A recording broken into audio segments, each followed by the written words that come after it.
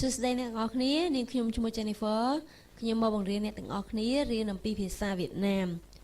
ថ្ងៃនេះយើងនឹងចាប់ផ្ដើមអានពាក្យថ្មីគឺពាក្យ phở តោះយើងចាប់ផ្ដើមអាន phở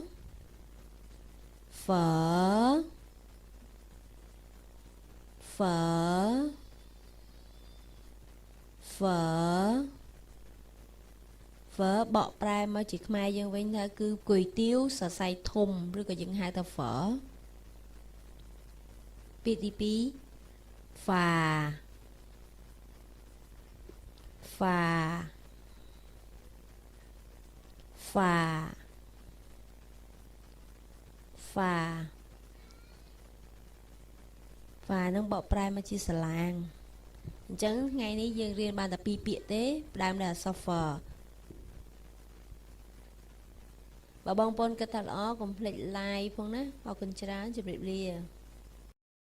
សួស្តីអ្នកទាំងអស់គ្នាថ្ងៃនេះនាងខ្ញុំនឹងមកបង្រៀនអ្នកទាំងអស់គ្នារៀនអំពីភាសាវៀតណាមបន្តតោះអ្នកទាំងអស់គ្នាអានជាមួយខ្ញុំញ៉ាញ៉ាញ៉ាយើងប្រកបវិញណាញើអាញ៉ាហៀងnhà nhờ a nha huyền nhà nhà nhà nâng bọ prai thập tè biệt tí pí nho nho nho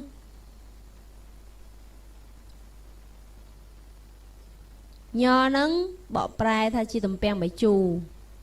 này là ngóគ្នាអានជាមួយខ្ញុំnhờ o nho nhờ o nho nho pi tí 3 nhờ o nho hỏi nhỏ nhờ o nho hỏi nhỏ nhỏ nhỏ nhỏ nhỏ nâng bọ prai thật tồi ok chẳng ngày nay dương riêng ban tập bayពាក្យ nâng ấyពាក្យ ថ្មី គឺ ពាក្យ nhà nho nhỏ ok ngày nâng dương riêng tập bay ពាក្យ nângទេ hayបើបងប្អូនណាដែលចង់រៀន nâng គឺបើកមើល hay ហាត់អានឡើងវិញ បើពេលណាអត់យល់អីអាច comment នៅខាងក្រោមណា បើគិតថាវីដេអូល្អកុំភ្លេច like ផងណាអរគុណច្រើនជម្រាបលា Chào các bạn, mình là Như Ý. Hôm nay mình sẽ hướng dẫn cho bạn học chữ Việt. Các bạn đã sẵn sàng chưa? Chúng ta bắt đầu thôi. A a a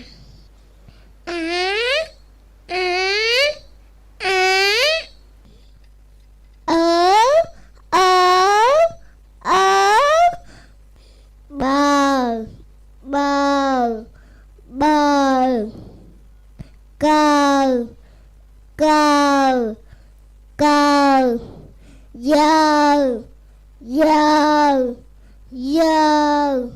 đờ đờ đờ e e e e e e g g g h h h i i i i k k k l l l m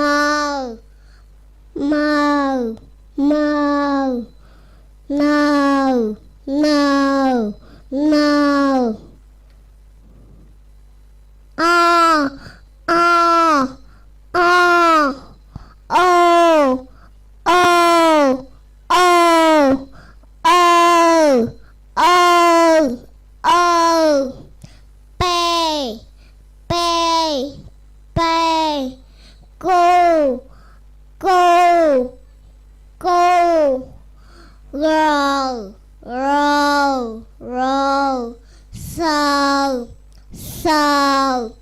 sờ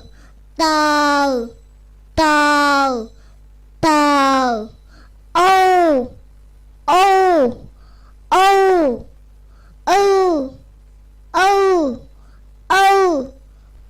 wow wow wow Essie Essie Essie y dài y dài y dài. Cảm ơn các bạn đã theo dõi. Nếu thấy video hay, đừng quên like, đừng quên đăng ký kênh của mình nha. Tạm biệt các bạn. សួស្តីអ្នកទាំងអស់គ្នាថ្ងៃនេះនាងខ្ញុំឈ្មោះ Jennifer ខ្ញុំមកបង្រៀនអ្នកទាំងអស់គ្នារៀនអំពីស្រៈរបស់វៀតណាមស្រៈវៀតណាមមានចំនួន5ស្រៈតោះយើងចាប់ផ្ដើមអានទាំងអស់គ្នាណាយោសាក់យោសាក់យោសាក់យោហៀងយោហៀងdấu huyền dấu hỏi dấu hỏi dấu hỏi dấu ngã dấu ngã dấu ngã dấu nặng dấu nặng dấu nặng tao dừng ăn sao thayម្ដងទៀតណា dấu sắc dấu huyền dấu hỏi dấu ngã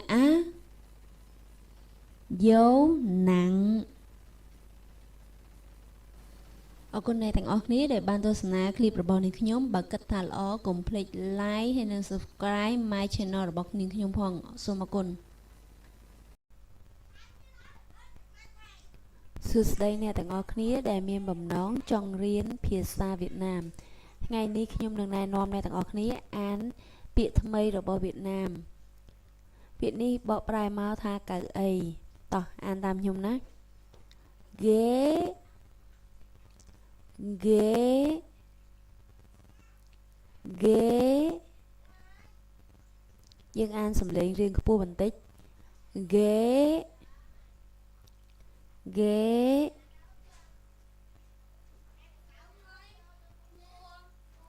ពាក្យទី2បកប្រែមកថាទូកអានតាមខ្ញុំ ghé ghé ghé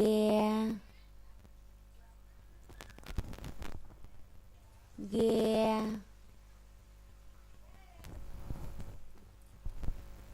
ghé ghé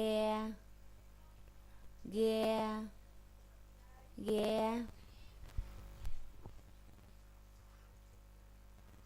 ពាក្យទី3បកប្រែមកថាកត់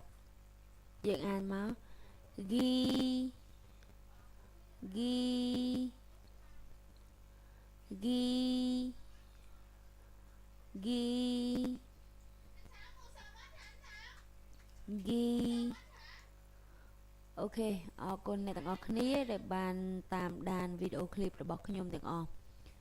បើមានចំណាប់អារម្មណ៍ចង់រៀនភាសាវៀតណាមអាចទំនាក់ទំនងជាមួយខ្ញុំតាម Facebook ឬក៏ YouTube អាច comment ដើម្បីសួរព័ត៌មានណាអរគុណច្រើន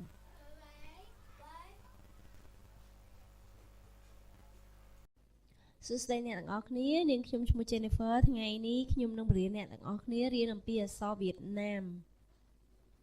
ព្យញ្ជនៈក៏យើងបានរៀនហើយស្រៈក៏យើងបានរៀនហើយឥឡូវយើងយកអក្សរដែលជាព្យញ្ជនៈយើងប្រកបជាមួយគ្នាដើម្បីចេញជាពាក្យផ្សេងទៀតឥឡូវខ្ញុំនឹងបរៀនអ្នកទាំងអស់គ្នាប្រកបពាក្យដែលជាព្យញ្ជនៈបូកនឹងព្យញ្ជនៈមួយទៀតដើម្បីយើងអានចេញជាសំឡេងមួយផ្សេងទៀតតោះចាប់ផ្ដើមយើងហាត់អាន tớ bột nâng hở tớ bột nâng hở chanh chia sầm lên thờ thờ thờ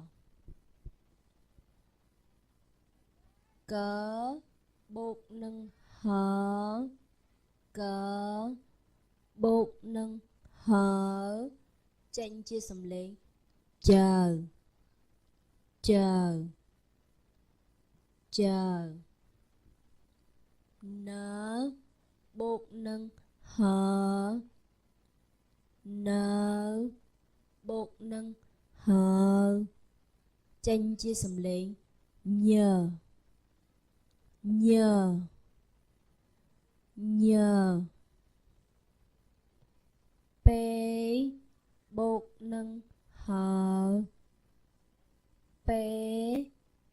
bột nâng hở chanh chia sầm lên phờ phờ phờ cá bột nâng hờ cá bột nâng hờ chanh chia sầm lên khờ khờ khờ gỡ bột nâng sầm lên hở gỡ bột nâng sầm lên hở chanh chia sầm lên g g g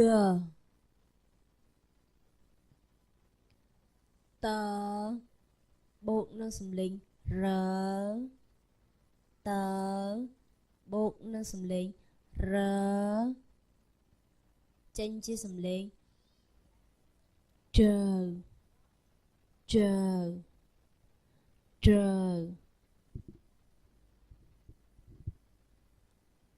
nớ bột nâng gỡ nớ bột nâng gỡ chanh chia xó ngờ ngờ ngờ nớ bột nâng gỡ bột nâng hở nớ bột nâng gỡ bột nâng hở chanh máu an đôi sầm lên đôi son nơ nâng gỡ an đôi kia chắc những an nơ nâng gỡ hay nâng nơ gỡ hở cứ dừng an pi sầm lên đôi kia cứ dừng an tha ngờ ngờ ngờ cu bột chỉ mùi nâng u cu bột chỉ mùi nâng u chanh chia sầm lên wờ wờ wờ đôi cả dân an sầm lên hiện smile dân an tha vờ vờ vờ gờ bột nâng sầm lên y gờ bột nâng sầm lên y dân an tha z z z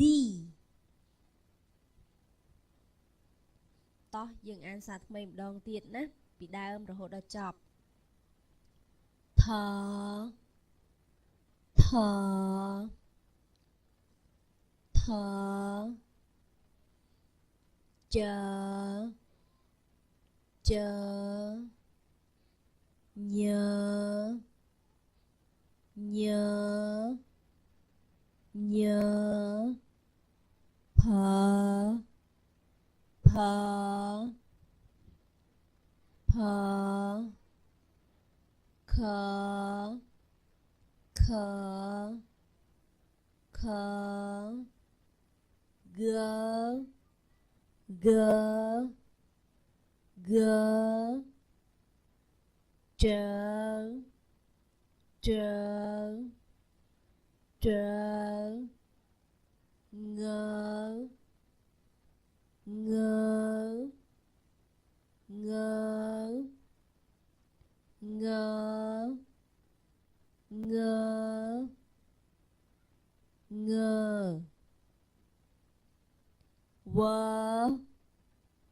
W W Z Z Z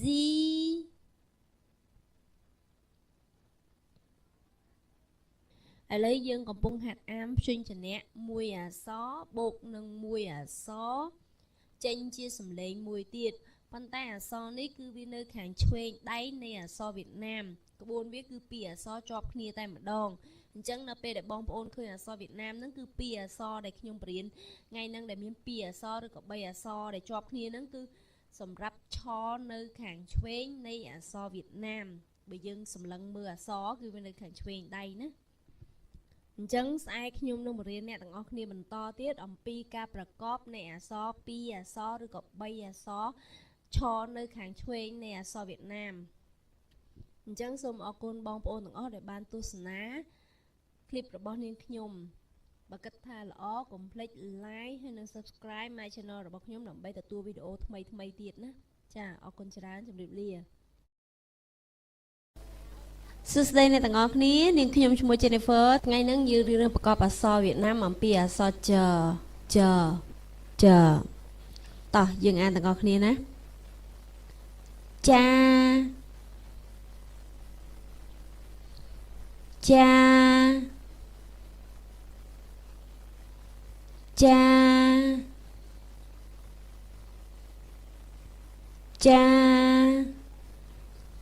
ចានឹងបកប្រែមកវិញថាជាឪពុកពាក្យទី2ចា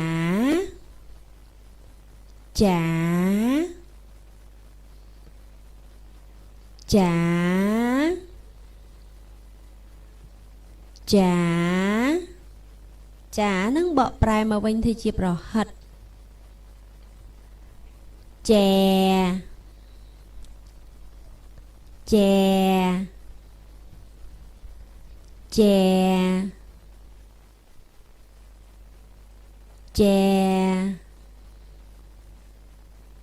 ែនឹងបកប្រែមកវិញថាជាបង្អែម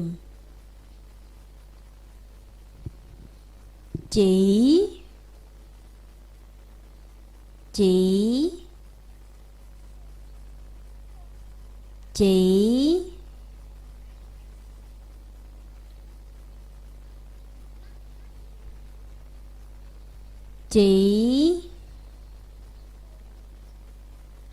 បកប្រែមកវិញថាជាអំបោះ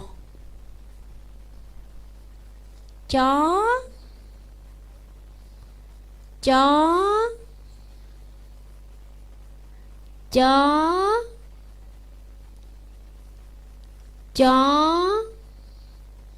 បកប្រែមកវិញថាជាឆ្កែ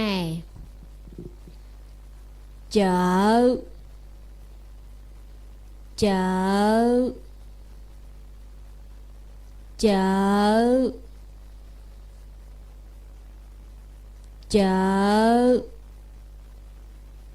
បកប្រែមកវិញថាជាផ្សារអញ្ចឹងយើងរំលឹកឡើងវិញមកត្រួសមកណាចាបកប្រែថាឪពុកចាបកប្រែមកជាប្រហិតចែបកប្រែមកជាបង្អែមជីបកប្រែថាជាអំបោះចបកប្រែមកជាឆ្កែចបកប្រែមកជាផ្សារអញ្ចឹងយើងអានម្ដងទៀតណាហាត់អានតាមខ្ញុំទាំងអស់គ្នាចា